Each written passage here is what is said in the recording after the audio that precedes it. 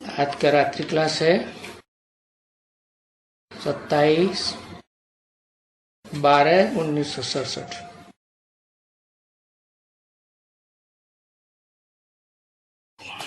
अब ये जैसे बच्चों को समझाया, हम सो का अर्थ कि हम आत्मा 184 जन्म लेती है।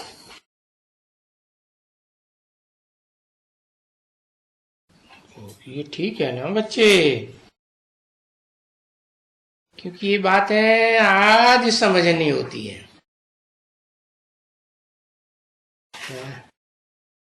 पहले तो समझते थे कि हम आत्मा सो परमात्मा। अब ऐसे तो नहीं कि दुनिया की 500-700 करोड़ मनुष्य आत्माएं सब परमात्मा नहीं। पहले तो बच्चे जानते हैं कि ऊंचे से ऊंचा भगवंत है, और उस भगवंत को कहा ही जाता है बाप। किसका बाप? कहते हैं ना, वसुधैव कुटुंबकम, सारी वसुधा का बाप। इस पृथ्वी में जो भी प्राणी मात्र है, उनमें भी खास मनुष्यों का बाप, और मनुष्यों में जो आत्माएं हैं उन आत्माओं का भी बाप। क्योंकि आत्मा के बगैर शरीर नहीं काम करता, और शरीर के बगैर आत्मा काम नहीं करती। अभी बाप तो स्वर्ग की स्थापना करते हैं, है? अभी माने कभी पुरुषोत्तम संगम युग में, कलयुग के अंत और सतयुग के आदि के मध्य की बात है। स्थापना करते हैं नई दुनिया की।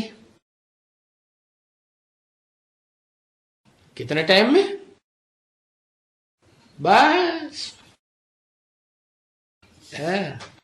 दक्ष से राजधानी स्थापन कर देते हैं। तो ये तो बच्चों को समझाया गया है कि कैसे पुरानी दुनिया तो विनाश के सामने अभी खड़ी है। मना अभी विनाश तो दिन प्रतिदिन नजदीक होता जाता है।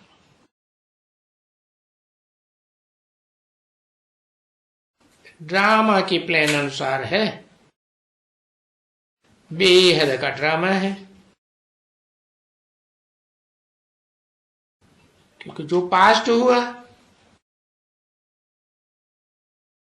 सतयुग पास्ट हुआ, त्रेता पास्ट हुआ, द्वापर पास्ट हुआ,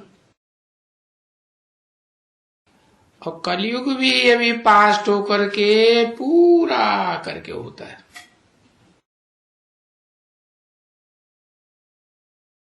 और विनाश के लिए ये सभी मिसाइल्स वगैरह जो महाभारत में प्रसिद्ध है, मूसल है, वो 5000 वर्ष पहले वाले वो ही गीता का एपिसोड। क्योंकि गीता में लिखा हुआ है ना कि महाभारत की लड़ाई,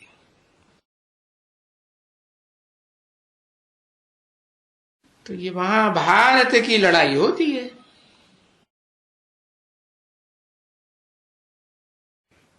क्या होता है? पुरानी दुनिया का विनाश और नई दुनिया की स्थापना होती है। पहले क्या होता है? पहले नई दुनिया की स्थापना होती है। तो बाप बताते ही हैं, मैं नरक की दुनिया के बीच स्वर्ग की स्थापना करने आता हूं। तो नई दुनिया की स्वर्ग की स्थापना होती है और पुरानी दुनिया का विनाश। ऐसे नहीं है कि पहले विनाश हो जाए फिर नई दुनिया बने। है? अरे मकान भी बनाते हैं तो क्या करते हैं? है? पहले नया मकान बनाने का साज सामान एक कमरे में इकट्ठा करते हैं ना, फाउंडेशन डालते हैं कि नहीं? बाद में फिर पुराना मकान गिराते हैं। तो अभी ये स्थापना और विनाश करता कौन है? अभी करता है बाप। है? कौन सा बाप है? कौन सा बाप करता और कौन सा बाप अकर्ता?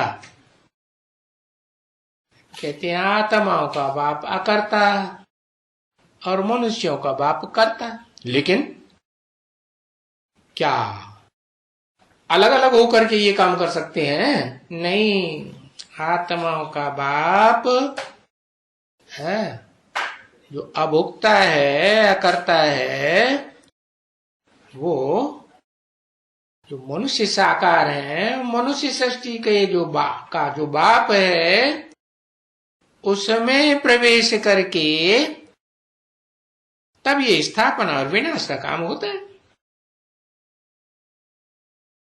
तो देखो, बाप कहते हैं कि मैं जब आता हूं तो जिस तन में भी प्रवेश करता हूं उसका नाम ब्रह्मा रखता हूं। तो ब्रह्मा देखो देखा स्थापना हो रही है ना। है?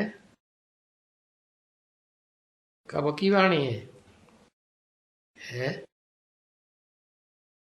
67 की वाणी है ना। तो स्थापना हो रही है। हाँ, स्थापना हो रही है, क्योंकि स्थापना के लिए पहले तो ब्राह्मण चाहिए ना। यज्ञ तो ब्राह्मणों के द्वारा ही रचा जाता है। तो ब्राह्मण भी कौन से? एक कलयुगी दुनिया के ब्राह्मण है जो मांस गोश अंडा शराब सब खाते रहते हैं। नहीं, असल ब्रह्मा की औलाद ब्राह्मण है। ब्राह्मण पवित्र को कहा जाता है। तो ब्राह्मणों में भी मुख्य ब्राह्मण कौन? प्रजापिता ब्रह्मा। प्रजा है ना इस सारी सृष्टि में मनुष्यों की, 500-700 करोड़ मनुष्यों का पिता, वो प्रजापिता ब्रह्मा। बाकी ऐसे नहीं है कि ब्रह्मा के 4 मुख दिखाई दिए तो वो कोई प्रजापिता ब्रह्मा हुआ। नहीं, प्रजापिता ब्रह्मा माने है टेम्परेरी रथ या आदि से लेकर के अंत तक मुकर्रर रथधारी है, उसके द्वारा ये यज्ञ रचा हुआ है। जिसके द्वारा रचा हुआ है अंत भी उसी के द्वारा होगा। संपूर्ण आहुति किसके द्वारा पड़ेगी? है? कहते हैं ना, अंतिम आहुति किसकी होती है? कौन से देवता की? शंकर देवता की अंतिम आहुति होती है। उस अंतिम आहुति में क्या करते हैं? जो भी भक्ति मार्ग में दिखाते हैं ना, जो भी सामग्री बचती है सब इकट्ठी करके थाल का थाल, सारा का सारा सामग्री यज्ञ में झोंक देते हैं, कुछ नहीं बचे। तो जिसके द्वारा ये यज्ञ रचा हुआ है उसी के द्वारा अंतिम आहुति तो गाई हुई है। शंकर महादेव की अंतिम आहुति गाई हुई है। तो उसको भी है, ब्राह्मण के रूप में दिखाते हैं ना, शंकर को नहीं दिखाते। किस रूप में, क्या निशानी है? तो नागबलाएं पड़े, ये कोई निशानी हुई? क्या निशानी दिखाते हैं? पता ही नहीं है? क्या विष पीता है, ये निशानी हुई? लो है, अरे निशानी दिखाते हैं जनेऊधारी, यज्ञोपवीत धारण किए हुए दिखाते हैं। हाँ, तो ब्राह्मण यज्ञोपवीत पहनते हैं ना। हाँ? तो यज्ञ में ब्राह्मण जरूर चाहिए, और वो मुख्य ब्राह्मण भी चाहिए। किस, कौन सा? ब्राह्मण चोटी, चोटी का ब्राह्मण। तो वो हुआ प्रजापिता ब्रह्मा, जिसके द्वारा तुम सभी ब्राह्मण बन रहे हो। है? अच्छा, प्रजापिता ब्रह्मा के द्वारा ब्राह्मण बन रहे हो, ऐसा है? दादा लेखराज ब्रह्मा के द्वारा ब्राह्मण नहीं बन रहे हैं? उसके द्वारा भी बन रहे, उसके द्वारा भी बन रहे। उनमें मुखिया कौन हुआ फिर? है? अरे कोई एक मुख्य होगा कि दोनों एक जैसे? एक जैसा तो आत्मा का पार्ट होता ही नहीं किसी का। है? होता है? हाँ नहीं, फिर क्योंकि ब्रह्मा में भी, दादा लेखराज ब्रह्मा में भी है, जब शिव बाप प्रवेश करते हैं तो ऐसे थोड़े ही कि मुकर्रर रथधारी को लिए बगैर प्रवेश कर जाते हैं। नहीं, शरीर तीन प्रकार के होते हैं। एक होता है स्थूल शरीर। स्थूल शरीर तो छूट गया। कब, कब छूटा है? जब ओम मंडली में पार्ट चला तब ही 1942 में शरीर छूट गया। तो शरीर खत्म हो गया ना, कि रह गया? हाँ, सूक्ष्म शरीर तो रहता है ना। सूक्ष्म शरीर है, उस आत्मा का सूक्ष्म शरीर कभी खत्म नहीं होता। और जो भी आत्माएं हैं उनका स्थूल शरीर और सूक्ष्म शरीर खत्म हो जाता है। 500-700 करोड़ जो भी मनुष्य आत्माएं, लेकिन एक है जिसका स्थूल शरीर, सूक्ष्म शरीर और तीसरा कारण शरीर, ज्योति बिंदु आत्मा, बीज। बीज तो छोटा होता है ना। हाँ, तो वो बीज रूप आत्मा मुकर्रर रथधारी, हाँ, के साथ शिव बाप दादा लेखराज ब्रह्मा में प्रवेश होते हैं कि अकेले ही प्रवेश होते हैं? है? हाँ, ठीक है ना। तो क्या कहेंगे कि प्रजापिता ब्रह्मा द्वारा तुम ब्राह्मण बन रहे हो, या चार मुखों वाले ब्रह्मा का ही नाम देंगे? है? हाँ, अभी ब्राह्मण बाप ने समझाया है, क्योंकि वो बाप भी मनुष्य सृष्टि का प्रजापिता ब्रह्मा ब्राह्मण बनता है या नहीं? किसका बच्चा बनता है? ब्राह्मण तो ब्रह्मा का बच्चा होता है? वो किसका बच्चा है? कहेंगे उसको भी जन्म देने वाली कौन?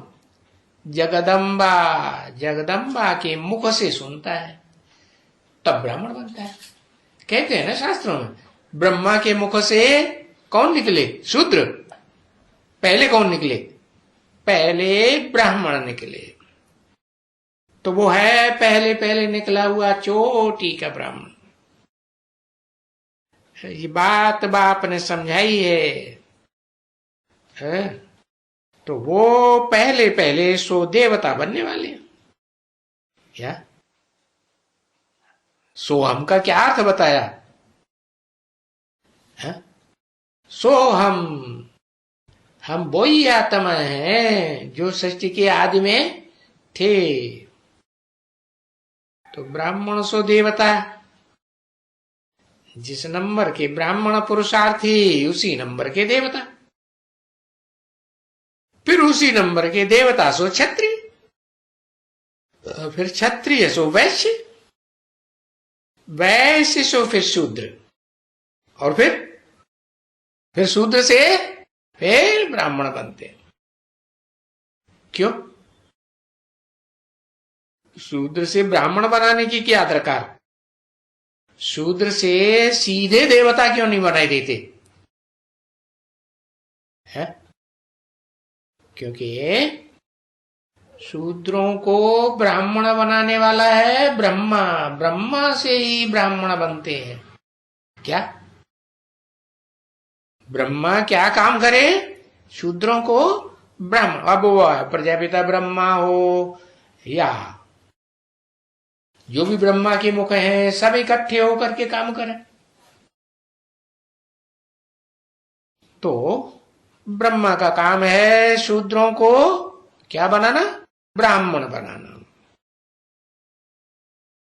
तो ब्राह्मणों को फिर बाप बैठ समझाते हैं। बाप शूद्रों को नहीं समझाते है? कौन सा बाप? आत्माओं का जो बाप है वो शूद्रों को नहीं समझाते। वो किसको समझाते हैं? ब्राह्मण चाहिए। हाँ, क्योंकि बाप तो एवर प्योर है ना, है? तो एवर प्योर को क्या चाहिए? पवित्र ब्राह्मण चाहिए। तो ये चक्कर बाप ने समझाया। क्या चक्कर? ब्राह्मण से देवता, देवता से क्षत्रिय, क्षत्रिय से वैश्य, वैश्य से शूद्र, शूद्र से फिर ब्राह्मण बनते हैं। ये चक्र हुआ ना।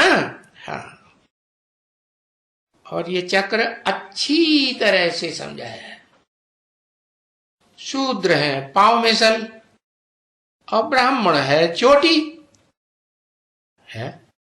तो ये चक्कर हो गया ना, है? अरे चक्र हुआ कि नहीं?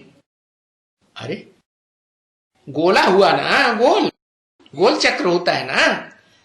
तो यादगार बनाई हुई है भक्ति मार्ग में। क्या यादगार है इसकी? गोल चक्कर की। क्या करते हैं?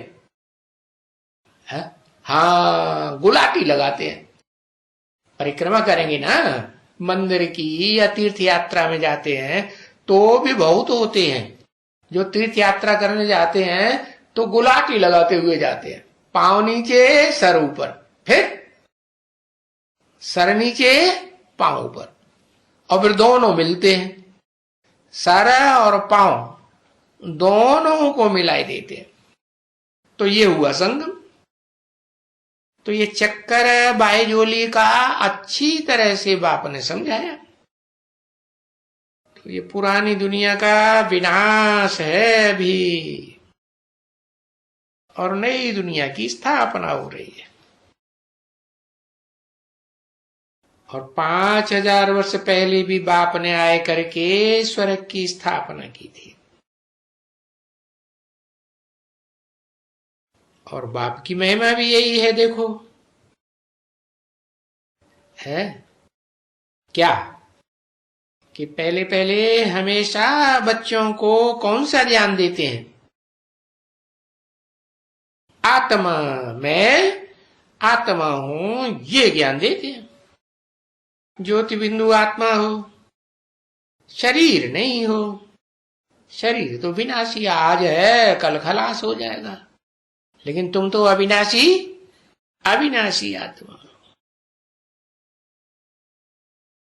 तो कोई भी मनुष्य ऐसा नहीं है कि जिसको आत्मा का इस दुनिया में ज्ञान हो। किसी से पूछो तुम कौन हो तो क्या कहेगा? अब डॉक्टर हूं, मास्टर हूं, बुढ़ा हूं, बच्चा हूं, ये हूं, वो हूं। दुनिया भर की शरीर की बात बताएंगे, आत्मा की बात बताएंगे नहीं।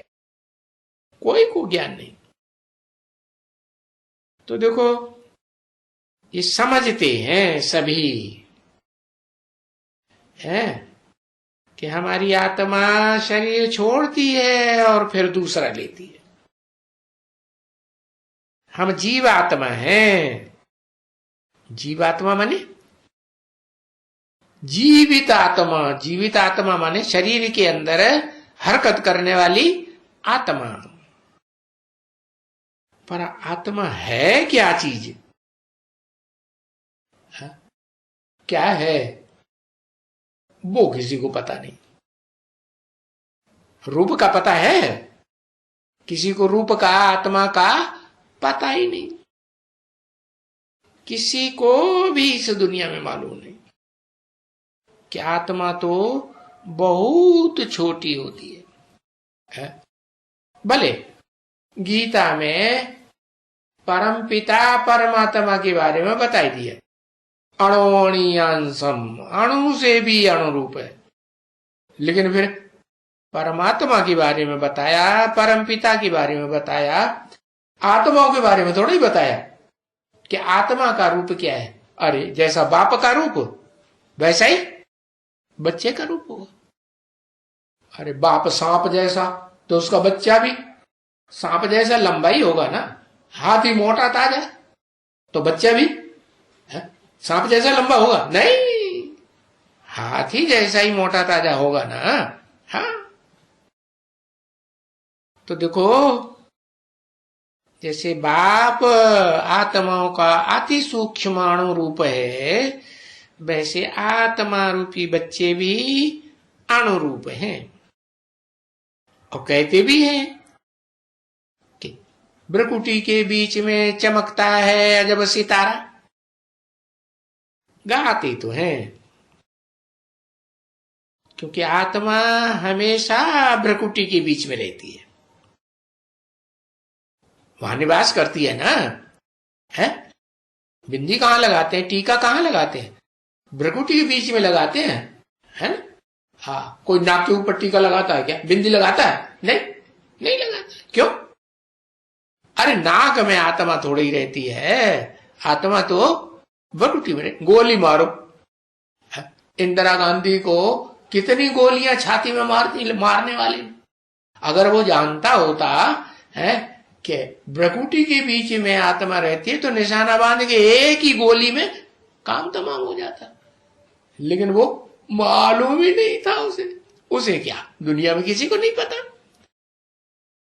तो ये आत्मा भ्रकुटी के बीच में निवास करती है। ये आत्मा का तख्त है, हाँ, जिस पर बैठती है। और ये अकाल तख्त कहा जाता है। हाँ, कैसा तख्त? इस तख्त को काल नहीं खा सकता। तो क्या हर आत्मा का जो तख्त है भ्रकुटी मध्य में जिसमें बैठती है वो अकाल मूर्त है? नहीं। तो फिर किसको अकाल तख्त कहा जाता है?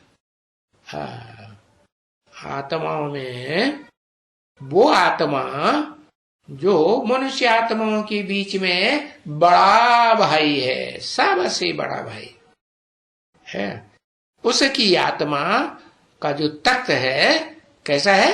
अकाल तख्त। और सिखों ने उसे गुरुद्वारे में लकड़ी का तख्त बनाया हुआ है। क्यों है?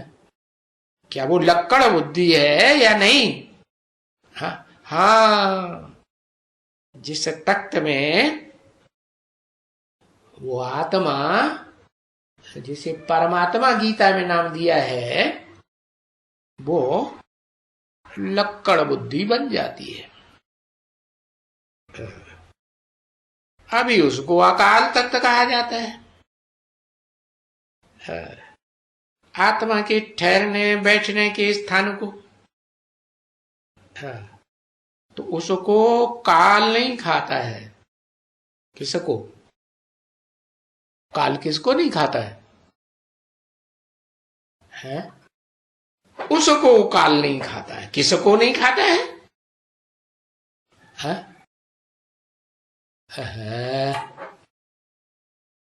जो मनुष्य सृष्टि का बाप है, मुकर्रर रथधारी, उसको काल नहीं खाता है। उसके भ्रकुटी के मध्य में जो अकाल तख्त है वो भी अकाल तख्त, इसीलिए कहा जाता है कि काल उसे खाता नहीं। हाँ, देखो अच्छी तरह से उसे देखो, क्योंकि ये हर एक बात थोड़ी समझने की है। आत्मा अकाल मूर्त है। कैसी मूर्त? मूर्त तो है लेकिन अकाल मूर्त है। मूर्त माने, मूर्ति माने साकार या निराकार? हाँ, साकार मूर्ति है लेकिन अकाल मूर्ति है। तो ये तो सब जानते हैं कि शरीर को काल खाता है या आत्मा को काल खाता है? शरीर को काल खाता है, लेकिन वो जो अकाल मूर्त है उसकी आत्मा के शरीर को काल खाता है? नहीं खाता है। अरे वो आत्मा गोल्डन एज भी होती है और फिर इस दुनिया में सुख भोगते भोगते क्या बन जाती? आयरन एज भी बन जाती है। कौन सी युग में? कलयुग में आकर के आयरन जैसी काली हो जाती है, मरती नहीं है। अरे आत्मा तो कोई भी नहीं मरती है, लेकिन वो स्पेशल एक ऐसी आत्मा है जो गोल्डन एज में भी आती है, सिल्वर एज में भी आती, कॉपर में भी है, और आयरन एज में आने के बावजूद भी है उसका शरीर खलास नहीं होता। ये आत्मा कहते हैं ये आत्मा तो दूसरा शरीर लेती है, एक शरीर छोड़, फिर वो छोड़ तीसरा लेती है, ऐसे करते करते 84 जन्म लेती है। एक ही आत्मा इतने जन्म लेती है, समझा? देखो इस आत्मा में, ये छोटी सी आत्मा है ना बच्ची, इसमें देखो कितना पार्ट भरा हुआ है। इम्पेरिशिबल पार्ट भरा हुआ है, विनाशी पार्ट भरा हुआ है, या अविनाशी पार्ट भरा हुआ है? हाँ, कौन सी आत्मा? मुकर्रर शरीरधारी आत्मा में, जिसमें बाप प्रवेश करते हैं, सुप्रीम सोल, उसमें ऑल राउंड पार्ट भरा हुआ है ड्रामा का। तो ये एक आत्मा है जिसमें 84 जन्म का सबसे बहुत पार्ट मिलता है। तुम बच्चों को भी, ब्राह्मणों को पार्ट तो मिलता है। अब ब्राह्मण तो नंबरवार है, तो ब्राह्मणों को जितना जन्म मिलता है इतना ही पार्ट मिलता है। बाकी एक है लीप युग,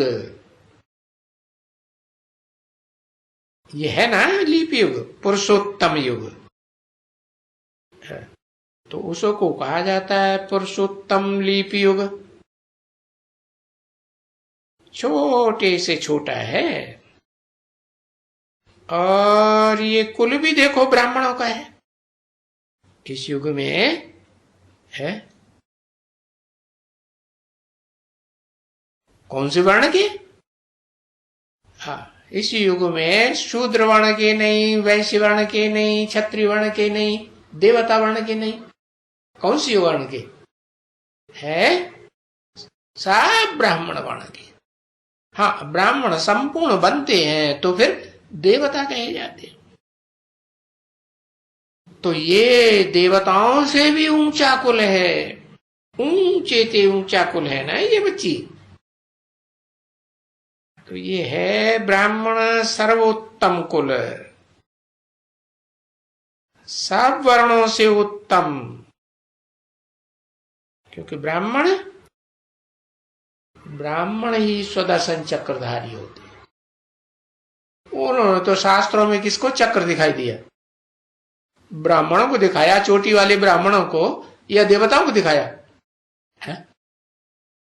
किसको दिखाया? ब्राह्मणों को दिखाया शास्त्रों में है? शास्त्रों में तो देवताओं को, विष्णु को, कृष्ण को चक्र दिखाया है नहीं? हाँ, बाप कहते हैं ब्राह्मण ही सुदर्शन चक्रधारी होते हैं। ये सुदर्शन चक्र जो है, हाँ, आत्मा के 84 के जन्मों के चक्र को देखना, दर्शन करना, ये देवताओं का काम नहीं है। क्यों? क्योंकि देवताओं में ज्ञान होता ही नहीं। हाँ, तो स्व माने आत्मा।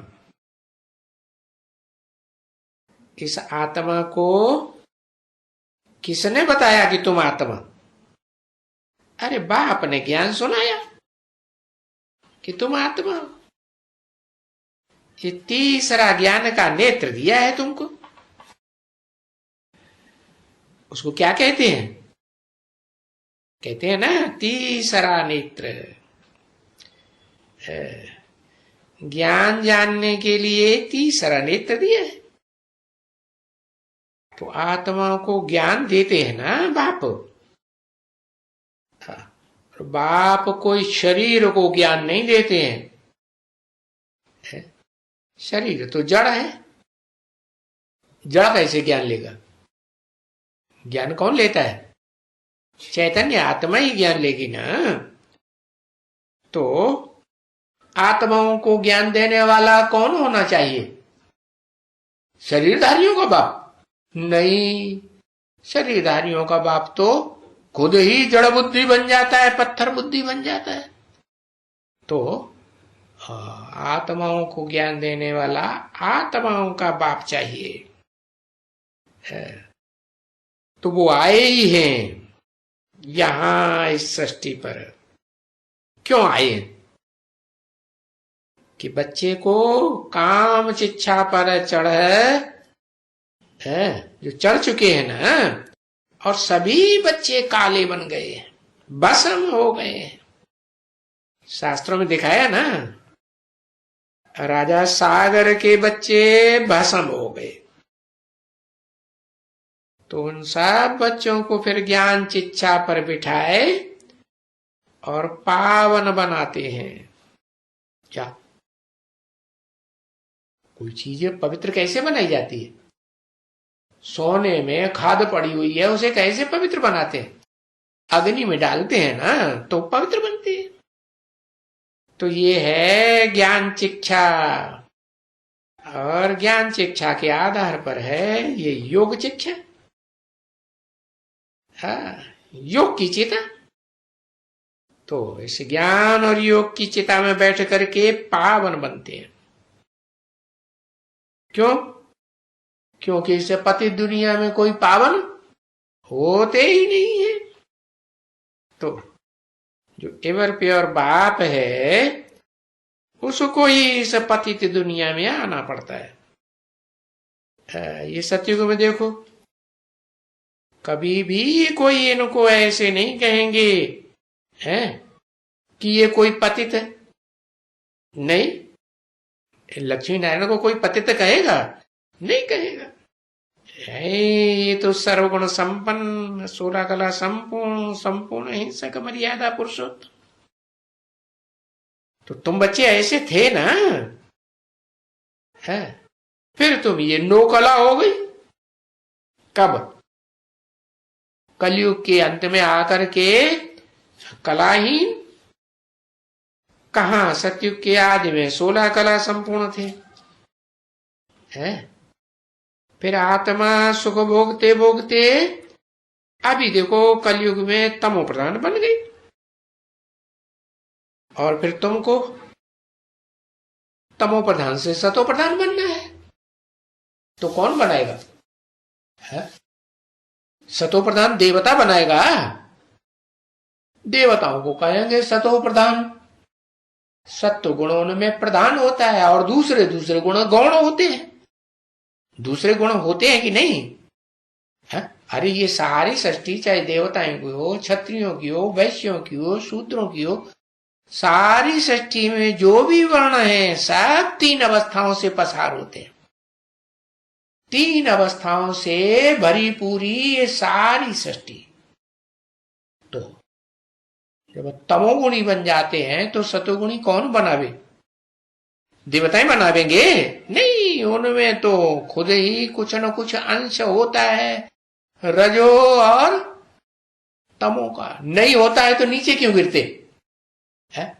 तो एक बाप ही ऐसा है आत्माओं का जिसमें तामस और राजस गुण बिल्कुल होता ही नहीं। होता है? बिल्कुल नहीं होता। तो उसको कहते हैं सत्व प्रधान कहेंगे कि सत्व कहेंगे? सत्य चित्त आनंद कहते हैं। वो एक ही सत्य है, और तो बाकी दुनिया में किसी को सिर्फ 100% सत्य कह ही नहीं सकते। तो आत्मा को है पवित्र बनना है, तमो प्रधान से सतो प्रधान बनना है। आत्मा प्योर हो जाएगी तो फिर ये जो शरीर का जेवर है वो भी पत्र मिलेगा। 27/12/1967 की रात्रि क्लास का दूसरा पेज। हाँ, ये जो भी 5 तत्व है, पृथ्वी जल वायु अग्नि आकाश, जिनसे ये शरीर बनता है, इस समय में कलयुग के अंत में सब तमो प्रधान। और फिर क्या होगा? आज तमो प्रधान और कल क्या बनेंगे?